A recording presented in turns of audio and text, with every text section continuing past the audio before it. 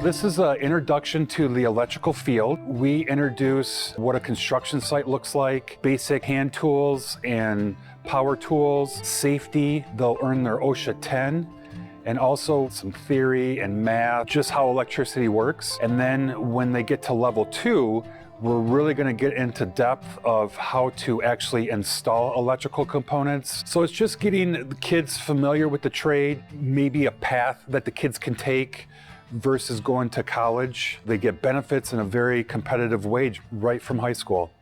A lot of women don't really come into this field, but I think it's a really good opportunity since you don't have to go and be in debt in college. I wanted to get an idea of if it was something that I wanted to do or not. Being here, learning the information, getting that hands-on aspect of it, to see if I really liked it is what I want to get out of it.